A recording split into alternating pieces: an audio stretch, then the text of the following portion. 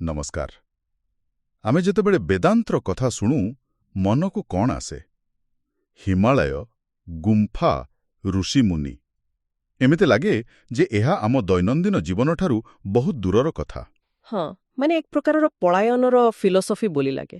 ଏକଦମ। କିନ୍ତୁ ଆଜି ଆମେ ଏହି ଧାରଣାକୁ ପୂରାପୂରି ବଦଳାଇ ଦେବାକୁ ଯାଉଛୁ। ଆମ ପାଖରେ ଯେଉଁ ଉତ୍ସ ଅଛି ତାହା ସ୍ୱାମୀ ବିବେକାନନ୍ଦ 1896 ମସିହାରେ ଲଣ୍ଡନରେ ଦେଇଥିବା ଏକ ବକ୍ତୃତା ଉପରେ ଆଧାରିତ, ଆଉ ବିଷୟଟି ହେଉଛି ବ୍ୟାବହାରିକ ବେଦାନ୍ତ। ଏହାର ଅର୍ଥ ହେଲା ବେଦାନ୍ତକୁ ଆମର ଏଇ ବ୍ୟସ୍ତ କୋଳାହଳପୂର୍ଣ୍ଣ ଜୀବନରେ, ଅଫିସରେ, ଘରେ, ବଜାରରେ କେମିତି ପ୍ରୟୋଗ କରିବା। ତେବେ ସ୍ୱାମୀଜୀଙ୍କ ମତରେ କୌଣସି ସିଦ୍ଧାନ୍ତର ମୂଲ୍ୟ ସେତେବେଳେ ହିଁ ଅଛି ଯେତେବେଳେ ତାହାକୁ ବ୍ୟବହାରରେ ଲଗାଯାଇପାରିବ, ନହେଲେ ସେଇଟା କେବଳ ବହି ଭିତରେ ରହିଯିବ।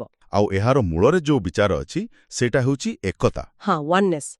ବେଦାନ୍ତ କହେ ସବୁଠି ଗୋଟିଏ ହିଁ ଜୀବନ, ଗୋଟିଏ ହିଁ ଚେତନା। ଆଉ ଯେତେବେଳେ ଆମେ ଏହାକୁ ବୁଝିଯିବା ସେତେବେଳେ ଧର୍ମ ଆଉ ସଂସାର ଭିତରେ କୌଣସି ପାର୍ଥକ୍ୟ ରହିବନି। ସତକଥା।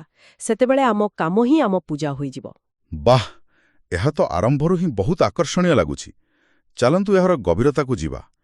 ପ୍ରଥମ କଥା ଯାହା ମୋତେ ଆଶ୍ଚର୍ଯ୍ୟ କଲା ତାହା ହେଉଛି ଏହି ଜ୍ଞାନର ଉତ୍ସ। ଆପଣ କ'ଣ ଭାବୁଥିଲେ? ମୁଁ ଭାବୁଥିଲି ଏସବୁ ଗଭୀର ଚିନ୍ତା ପାଇଁ ସଂସାର ଛାଡ଼ିବାକୁ ପଡ଼େ, କିନ୍ତୁ ସ୍ୱାମୀଜୀ ତ ପୁରା ଓଲଟା କଥା କହୁଛନ୍ତି। ଏକଦମ ଓଲଟା। ସେ କହୁଛନ୍ତି ବେଦାନ୍ତର କିଛି ମହାନତମ ସତ୍ୟ ଜଙ୍ଗଲରୁ ଆସିନି। ତେବେ କେଉଁଠୁ ଆସିଛି? ସେହି ଲୋକମାନଙ୍କ ମସ୍ତିଷ୍କରୁ ଆସିଛି ଯେଉଁମାନେ ସଂସାରର ସବୁଠୁ ବ୍ୟସ୍ତ ଜୀବନ ବିତାଉଥିଲେ। ଯେମିତିକି ରାଜାମାନେ, ଯେଉଁମାନେ ରାଜ୍ୟ ଚଳାଉଥିଲେ, ଯୁଦ୍ଧ କରୁଥିଲେ, ଲକ୍ଷ ଲକ୍ଷ ଲୋକଙ୍କର ଦାୟିତ୍ୱ ନେଉଥିଲେ। ସତରେ ଏହା ଶୁଣିବାକୁ ଟିକେ ଅବିଶ୍ୱାସନୀୟ ଲାଗୁଛି। ଏହାର କିଛି ଉଦାହରଣ ଅଛି କି ଆମ ଉତ୍ସରେ? ନିଶ୍ଚୟ ଅଛି। ଉପନିଷଦରୁ ଗୋଟିଏ ବହୁତ ପ୍ରସିଦ୍ଧ କାହାଣୀ ଅଛି, ଶ୍ୱେତକେତୁଙ୍କ କାହାଣୀ। ଆଚ୍ଛା, ମହାନ ଋଷି ଆରୁଣିଙ୍କ ପୁତ୍ର ଶ୍ୱେତକେତୁ। ହଁ, ସେ ଜଙ୍ଗଲରେ ରହି ବେଦଶାସ୍ତ୍ର ସବୁ ପଢ଼ିଥିଲେ, ଆଉ ନିଜ ଜ୍ଞାନ ପାଇଁ ତାଙ୍କ ମନରେ ବହୁତ ଗର୍ବ ଥିଲା। ବୁଝିଲି। ତେବେ ଦିନେ ସେହି ଗର୍ଭ ନେଇ ସେ ପାଞ୍ଚାଳ ଦେଶର ରାଜା ପ୍ରବାହଣ ଜୟବଳୀଙ୍କ ରାଜସଭାକୁ ଗଲେ। ଆଉ ରାଜା ତାଙ୍କୁ ଦେଖିଲେ, ଆଉ କିଛି ସାଧାରଣ ଦେଖାଯାଉଥିବା ପ୍ରଶ୍ନ ପଚାରିଲେ। କ'ଣ ଥିଲା ସେ ପ୍ରଶ୍ନ? ପ୍ରଥମ ପ୍ରଶ୍ନ ଥିଲା, ତୁମେ ଜାଣିଛୁ କି ମୃତ୍ୟୁ ପରେ ଜୀବମାନେ କୁଆଡ଼େ ଯାଆନ୍ତି? ଗଭୀର ପ୍ରଶ୍ନ। ତାପରେ ପଚାରିଲେ, ସେମାନେ ପୁଣି ଏହି ସଂସାରକୁ ଫେରିଆସନ୍ତି କିପରି? ଆଉ ପିତୃଯାନ ଓ ଦେବଯାନ, ଏ ଦୁଇଟି ମାର୍ଗ କ'ଣ? ଆଉ ଶ୍ୱେତକେତୁ, ଯିଏ ନିଜକୁ ଏତେ ବଡ଼ ଜ୍ଞାନୀ ଭାବୁଥିଲେ, ଗୋଟିଏ ବି ପ୍ରଶ୍ନର ଉତ୍ତର ଦେଇପାରିଲେ ନାହିଁ। ଲଜ୍ଜାରେ ପୁରା ଲାଲ ପଡ଼ିଗଲେ ନିଶ୍ଚୟ। ହଁ, ଆଉ ସିଧା ନିଜ ବାପାଙ୍କ ପାଖକୁ ଫେରିଗଲେ। କିନ୍ତୁ ଆଶ୍ଚର୍ଯ୍ୟର କଥା କ'ଣ ହେଲା ଜାଣନ୍ତି? କ'ଣ? ତାଙ୍କ ବାପା ମହାନ ଋଷି ଆରୁଣି ବି ସ୍ୱୀକାର କଲେ ଯେ ସେ ନିଜେ ବି ଏହାର ଉତ୍ତର ଜାଣନ୍ତି ନାହିଁ। ବାଃ, ଏହା ହିଁ ତ ଜଣେ ପ୍ରକୃତ ଜ୍ଞାନୀର ପରିଚୟ, ନିଜର ଅଜ୍ଞାନତାକୁ ସ୍ୱୀକାର କରିବା। ଏକଦମ। ତାପରେ ଦୁହେଁ ବାପ ପୁଅ ସେଇ ରାଜାଙ୍କ ପାଖକୁ ଗଲେ ଜ୍ଞାନ ଭିକ୍ଷା କରିବା ପାଇଁ। ଜଣେ ଋଷି ଜଣେ ରାଜାଙ୍କଠାରୁ ଶିଖିବାକୁ ଗଲେ।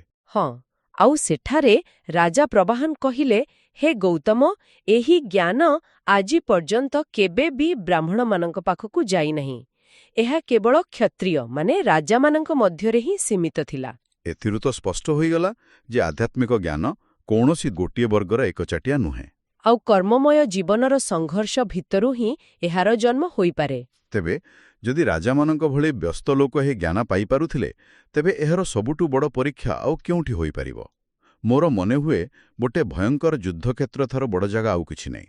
ଆପଣ ଏକଦମ ଠିକ୍ ଜାଗାରେ ପହଞ୍ଚିଛନ୍ତି। ସ୍ୱାମୀ ବିବେକାନନ୍ଦଙ୍କ ମତରେ ବେଦାନ୍ତ ଦର୍ଶନ ଉପରେ ଲେଖାଯାଇଥିବା ସର୍ବଶ୍ରେଷ୍ଠ ଭାଷ୍ୟ ସେଇଟା ହେଉଛି ଭଗବତ୍ ଗୀତା। ହଁ, ଆଉ ଗୀତାର ଉପଦେଶ କେଉଁଠି ଦିଆଯାଇଥିଲା? କୌଣସି ଶାନ୍ତ ଆଶ୍ରମରେ ନୁହେଁ, ବରଂ କୁରୁକ୍ଷେତ୍ରର ଯୁଦ୍ଧଭୂମିରେ, ଯେତେବେଳେ ଦୁଇ ପଟେ ଲକ୍ଷ ଲକ୍ଷ ସୈନ୍ୟ ମାରିବା ପାଇଁ ଠିଆ ହୋଇଥିଲେ। ଏହା ହିଁ ତ ବେଦାନ୍ତର ସବୁଠାରୁ ବଡ଼ ଆହ୍ୱାନ। ଚରମ କର୍ମବ୍ୟସ୍ତତା ଭିତରେ ପରମ ଶାନ୍ତି। ହଁ, intense activity amidst eternal calmness। କିନ୍ତୁ ଏଠି ଗୋଟେ ସାଧାରଣ ପ୍ରଶ୍ନ ଉଠେ।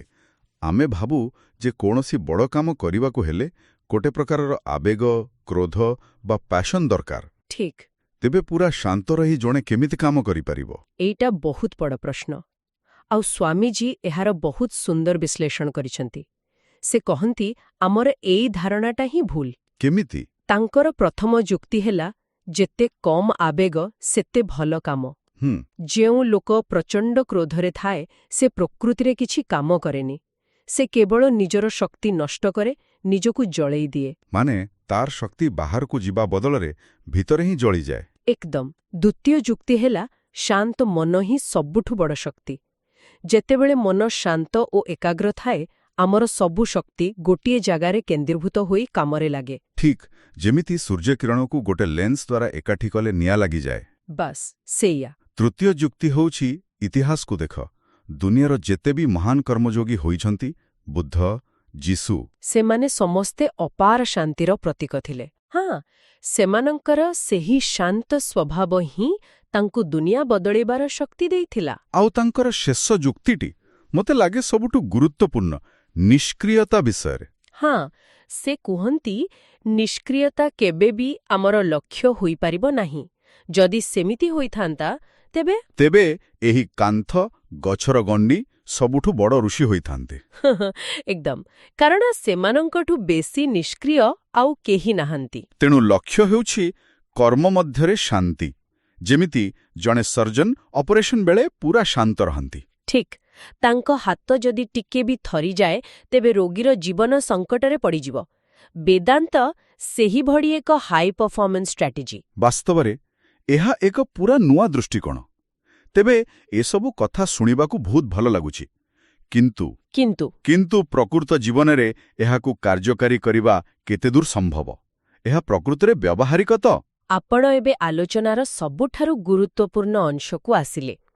ଏହି ବ୍ୟବହାରିକ ଶବ୍ଦକୁ ନେଇ ସ୍ୱାମୀଜୀଙ୍କର ଏକ ଗଭୀର ବିଶ୍ଳେଷଣ ଅଛି। ସେ ମଣିଷର ଦୁଇଟି ପ୍ରବୃତ୍ତି ବିଷୟରେ କହିଛନ୍ତି, ନୁହେଁ କି? ହଁ। ପ୍ରଥମଟି ହେଲା ଆମେ ଆଦର୍ଶକୁ ନିଜ ସ୍ତରକୁ ଟାଣି ଆଣିବାକୁ ଚେଷ୍ଟା କରୁ। ଆଉ ଦ୍ୱିତୀୟଟି ହେଲା ନିଜକୁ ଆଦର୍ଶର ସ୍ତରକୁ ଉଠାଇବାକୁ ଚେଷ୍ଟା କରିବା। ଆଦର୍ଶକୁ ନିଜ ସ୍ତରକୁ ଟାଣି ଆଣିବା, ଏହାର ଅର୍ଥ କ'ଣ? ସ୍ୱାମୀଜୀ ଏକ ମଜାଦାର ଉଦାହରଣ ଦେଇଛନ୍ତି। ସେ କହନ୍ତି ଆମେ ବ୍ୟାବହାରିକ ବା ପ୍ରାକ୍ଟିକାଲ ଶବ୍ଦର ଅର୍ଥ ନିଜ ସୁବିଧା ଅନୁସାରେ ବଦଳାଇ ଦେଉ।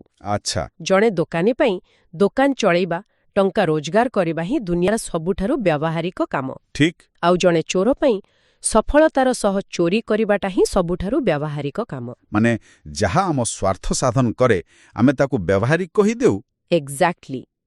ଆଉ ଯେଉଁ ଆଦର୍ଶ ଆମକୁ ପରିଶ୍ରମ କରିବାକୁ କୁହେ, ନିଜର ଦୁର୍ବଳତା ଛାଡ଼ିବାକୁ କୁହେ, ଆମେ ତାକୁ କ'ଣ କହୁ? ଆରେ ଏସବୁ ଇମ୍ପ୍ରାକ୍ଟିକାଲ କଥା, ଏତେ ଆଦର୍ଶବାଦୀ ହେଲେ ଚଳିବନି। ବାସ୍, ଏହା ହିଁ ସେହି ପ୍ରଲୋଭନ।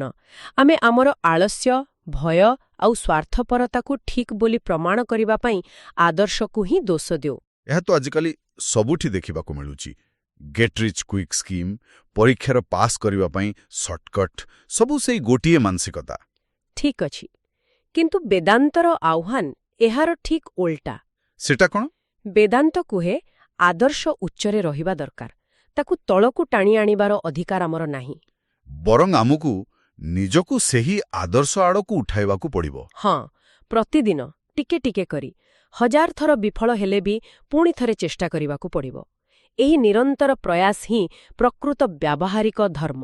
ତେବେ ଏହା ତ ଏକ ନିରନ୍ତର ସଂଘର୍ଷ, ନିଜକୁ ଉନ୍ନତ କରିବାର ସଂଘର୍ଷ। ହଁ, ଏହା ସହଜ ନୁହେଁ, କିନ୍ତୁ ଏହା ହିଁ ପ୍ରକୃତ ଆଧ୍ୟାତ୍ମିକତା। ତେବେ ଆଜିର ଏହି ଗଭୀର ଆଲୋଚନାରୁ ଆମେ କ'ଣ ଶିଖିଲେ, ତାକୁ ଟିକେ ସାରାଂଶରେ କହିବା। ନିଶ୍ଚୟ। ମୋ ପାଇଁ ତ ସବୁଠାରୁ ବଡ଼ କଥା ହେଲା ବେଦାନ୍ତ କୌଣସି ପଳାୟନର ଦର୍ଶନ ନୁହେଁ। ଏକଦମ। ଆମେ ଦେଖିଲେ ଯେ ଏହାର ଶ୍ରେଷ୍ଠ ବିଚାର ରାଜପ୍ରାସାଦ ଓ ଯୁଦ୍ଧକ୍ଷେତ୍ରରୁ ଆସିଛି, ଗୁମ୍ଫାରୁ ନୁହେଁ। କର୍ମ ହିଁ ଏହାର ପରୀକ୍ଷା କ୍ଷେତ୍ର। ଆଉ ଦ୍ୱିତୀୟ କଥା ହେଲା ଶାନ୍ତ ମନ ଦୁର୍ବଳତାର ନୁହେଁ, ବରଂ ଅସୀମ ଶକ୍ତିର ପ୍ରତୀକ। ହଁ, ଆବେଗ ଆମ ଶକ୍ତିକୁ ନଷ୍ଟ କରେ, କିନ୍ତୁ ଶାନ୍ତି ସେହି ଶକ୍ତିକୁ ସଠିକ୍ ଦିଗରେ ଲଗାଇ ସର୍ବୋତ୍ତମ ଫଳ ଦିଏ। ଏହା ଏକ ଆଧ୍ୟାତ୍ମିକ ସତ୍ୟ ସହିତ ଏକ ହାଇ ପରଫର୍ମାନ୍ସ ଷ୍ଟ୍ରାଟେଜି ମଧ୍ୟ। ଆଉ ଶେଷରେ ଯେଉଁ ବ୍ୟାବହାରିକ ହେବାର ପ୍ରଲୋଭନ ବିଷୟରେ ଆମେ କଥା ହେଲେ, ଆଦର୍ଶକୁ ତଳକୁ ନ ଆଣି ନିଜକୁ ଉପରକୁ ଉଠାଇବା। ହଁ, ସେହି ଚେଷ୍ଟା ହିଁ ପ୍ରକୃତ ସାଧନା। ତେବେ ଆଜିର ଆଲୋଚନାକୁ ଶେଷ କରିବା ପୂର୍ବରୁ ଆମ ଶ୍ରୋତାମାନଙ୍କ ପାଇଁ ଗୋଟିଏ ଚିନ୍ତା କରିବା ଭଳି ପ୍ରଶ୍ନ ଛାଡ଼ିଯିବା। ନିଶ୍ଚୟ। ଆମେ ସମସ୍ତେ ନିଜ ନିଜ ଜୀବନରେ କିଛି ନା କିଛି ଆଦର୍ଶ ରଖିଛୁ। ଯେମିତିକି ସଚ୍ଚୋଟ ହେବା, ଦୟାଳୁ ହେବା କିମ୍ବା ନିଜ କାମକୁ ନିଷ୍ଠାର ସହ କରିବା। ହଁ, ତେବେ ପ୍ରଶ୍ନଟି ହେଉଛି ଆମ ଦୈନନ୍ଦିନ ଜୀବନର କେଉଁ କେଉଁ କ୍ଷେତ୍ରରେ ଆମେ ଜାଣିଥରେ ବା ଅଜାଣତରେ ସେହି ଆଦର୍ଶଗୁଡ଼ିକ ସହିତ ସାଲିସ କରୁଛୁ, କେବଳ ଏଇଥିପାଇଁ ଯେ ତାକୁ ପାଳନ କରିବାଟା ଟିକେ ଅବ୍ୟବହାରିକ ବା କଷ୍ଟକର ମନେ ହେଉଛି।